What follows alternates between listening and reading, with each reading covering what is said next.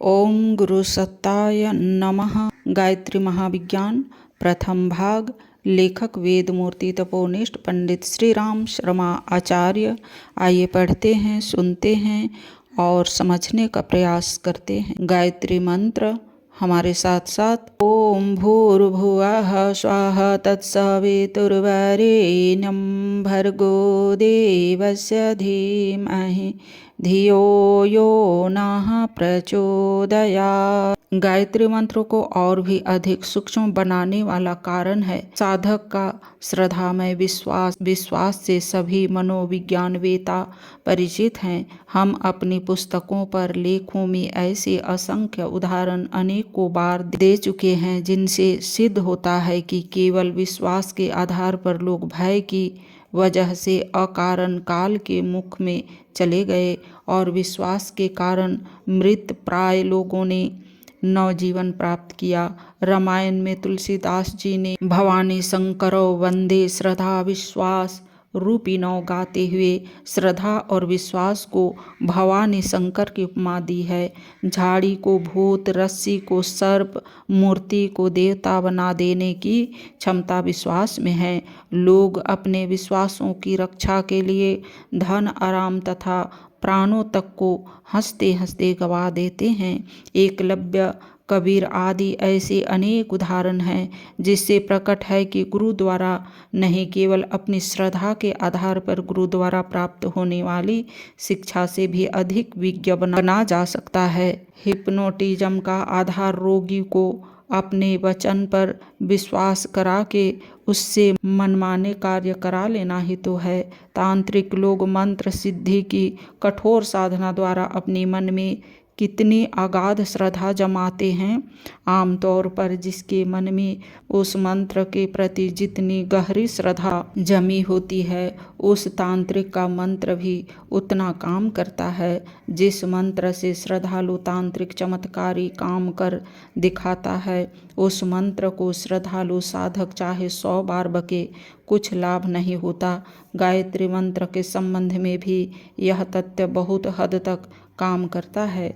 जब साधक श्रद्धा और विश्वास पूर्वक आराधना करता है तो शब्द विज्ञान और आत्म संबंध दोनों की महत्ता से संयुक्त गायत्री का प्रभाव और भी अधिक बढ़ जाता है और वह एक अद्वितीय शक्ति सिद्ध होती है। यहाँ एक चित्र में दिखाया गया कि गायत्री के प्रत्येक अक्षर का किस किस स्थान से संबंध है। उन स्थलों पर कौन यौगिक ग्रंथि चक्र है, इसका परिचय इस प्रकार है। अक्षर ग्रंथि का नाम, उसमें भरी हुई शक्ति।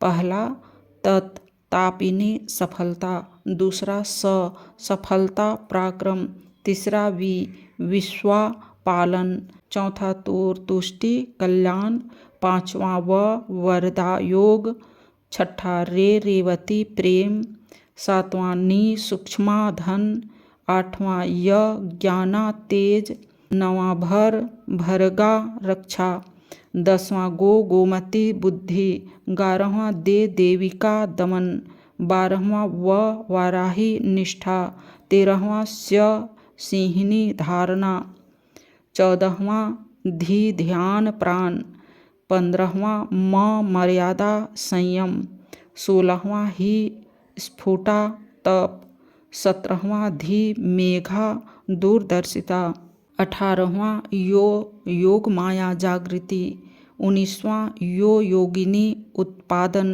20वां नह धारिणी सरसता, 21वां प्रभावा आदर्श, 20वां चो उष्मा साहस, 23 द दृश्या विवेक, 24वां यात निरंजन सेवा। गायत्री उपरोक्त 24 शक्तियों को साधक में जागृत करती है। यह गुण इतने महत्वपूर्ण है कि इनके जागरण के साथ साथ अनेक प्रकार की सफलताएं, सिद्धियां और संपन्नता प्राप्त होना आरंभ हो जाता है। कई लोग समझते हैं कि यह लाभ अनायास कोई देवी देवता दे रहा है। कारण यह है कि अपने अंदर हो रहे सूक्ष्म तत्वों की प्रगति और परिणति को देख और समझ नहीं पाते। यदि वे समझ पावे कि उनकी साधना से क्या क्या सूक्ष्म प्रक्रियाएं हो रही है, तो यह समझने में देर न लगेगी कि यह सब कुछ कहीं से अनायास दान नहीं मिल रहा है, वरन आत्मविद्या की सुव्यवस्थित वैज्ञानिक प्रक्रिया का ही यह परिणाम है। गायत्री साधना कोई अंधविश्वास नहीं, एक ठोस वैज्ञानिक कृत्य है और उसके द्वारा लाभ भी सुनिश्चित ही होते हैं। गायत्री ही कामधेनु है। पुराणों में उल्लेख है कि सूरलोक में देवताओं के पास कामधेनु गौ है। वह अमृतोपम दूध देती है, जिसे पीकर देवता लोग सदा संतुष्ट, प्रसन्न तथा समुन्नत रहते हैं। इस गौ में यह विशेषता है कि इसके समीप कोई अपनी कुछ कामना लेकर आता है तो उसकी इच्छा तुरंत पूरी हो जाती है। कल्प वृक्ष के समान कामधेनु गौ भी अपने निकट पहुँचने वालों की मनोकामना पूरी करती है। यह कामधेनु गौ गायत्री ही है। इस महाशक्ति की जो देवता दिव्य स्वभाव वाला मनुष्य उपासना करता है, वह माता के स्तनों के समान आध्यात्मिक दुग्ध धारा का पान करता है। उसे किसी प्रकार कोई कष्ट नहीं रहता। आत्मा स्वतः आनंद स्वरूप है। आनंद मग्न रहना उसका प्रमुख गुण है। दुखों के हटते और मिटते ही वह अपने मूल स्वरूप में पहुंच जाता है।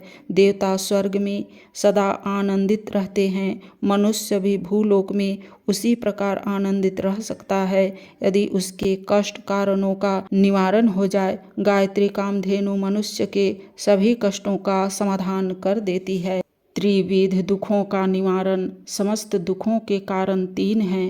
पहला अज्ञान, दूसरा आसक्ति, तीसरा अभाव। जो इन तीनों कारणों को जिस सीमा तक अपने से दूर करने में समर्थ होगा, वह उतना ही सुखी बन सकेगा।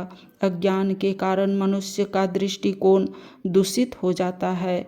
वह तत्व ज्ञान से अपरिचित होने के कारण उल्टा सीधा सोचता है और उल्टे काम करता है। तदनुरूप उलझनों में अधिक फंसता जाता है और दुखी बनता है। स्वार्थ, भोग, लोभ, अहंकार, अनुदारता और क्रोध की भावनाएं मनुष्य को कर्तव्यच्युत करती है और वह दूरदर्शिता को छोड़कर क्षणिक क्षुद्र अमहीन बातें सोचता है तथा वैसे ही काम करता है। फलस्वरूप उसके विचार और कार्य पापमय होने लगते हैं।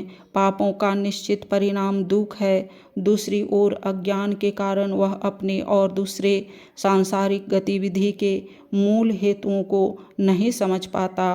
फलस्वरूप संभव आशाएं, तृष्णाएं, कल्पनाएं किया करता है। इस उल्टे दृष्टिकोण के कारण साधारण सी बातें उसे बड़ी दुखमय दिखाई देती है, जिसके कारण वह रोता चिल्लाता रहता है। आत्मियों की मृत्यु, साथियों की भिन्न रुचि, परिस्थितियों का उतार चढ़ाव स्वाभाविक है, पर अज्ञानी सोचता है कि मैं जो चाहता हूँ वही सदा होता रहे, प्रतिकूल बात सामने आए ही नहीं। इस असंभव आशा के विपरीत घटनाएं जब भी घटित होती है, तभी वह रोता चिल्लाता है। तीसरे अज्ञान के कारण भूलें भी अनेक प्रकार की होती है। समीपस्थ सुविधाओं से वंचित रहना पड़ता है, यह भी दुख का हेतु है। इस प्रकार अनेक दुख मनुष्य को अज्ञान के कारण प्राप्त होते हैं। अशक्ति का अर्थ है निर्बलता। शारीरिक, मानसिक, सामाजिक, बौद्धिक, आत्मिक निर्बलता के कारण मनुष्य अपने स्वाभाविक जन्म सिद्ध अधिकार का भार अपने कंधों पर उठाने में समर्थ नहीं होता। फलस्वरूप उसे वंचित रहना पड़ता है। स्वास्थ्य खराब हो, बीमार ने घेर रखा हो तो स्वादिष्ट भोजन, रूपवती तरुणी, मधुर गीतवाद, सुंदर दृश्य निरर्थक है। धन दौलत का कोई कहने लायक सुख उसे नहीं मिल सकता। बौद्धिक निर्बलता हो तो साहित्य, काव्य, दर्शन, मनन, चिंतन का रस प्राप्त नहीं हो सकता। आत्मिक निर्बलता हो तो सत्संग, प्रेम, भक्ति आदि का आत्मानंद दुर्लभ है। इतना ही नहीं, निर्बलों को मिटा डालने के लिए प्रकृति का उत्तम की रक्षा सिद्धांत काम करता है। कमजोर को सताने और मिटाने के लिए अनेकों तथ्य प्रकट हो जाते हैं। निर्दोष, भले और सीधे साधे तत्व भी उसके प्रतिकूल पड़ते हैं। सर्दी जो बलवानों को बल वृद्धि करती है, रसिकों को रस देती है, वह कमजोरों को निमोनिया, गठिया आदि का कारण बन जाती है। जो तत्व निर्बलों के लिए प्राणघातक है, वे ही बलवानों को सहायक सिद्ध होते हैं। बेचारी निर्बल बकरी को जंगली जानवरों से लेकर जगत माता भवानी दुर्गा तक चट कर जाती है, और सिंह को वन्य पशु ही नहीं, बड़े बड़े सम्राट तक अपने राज्य चिन्ह में धारण करते हैं।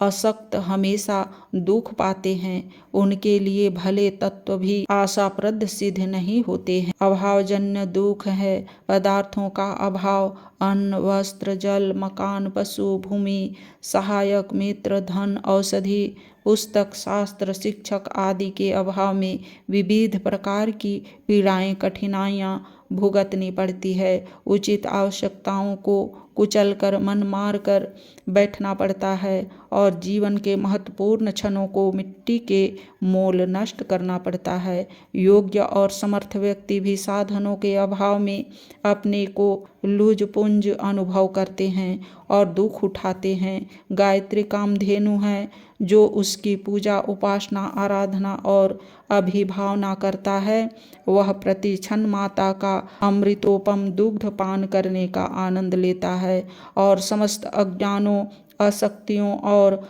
अभावों के कारण उत्पन्न होने वाले कष्टों से छुटकारा पाकर मनोवांछित फल प्राप्त करता है। आज के वीडियो में इतना ही। लाइक, सब्सक्राइब और शेयर करें। धन्यवाद। ओम शांति।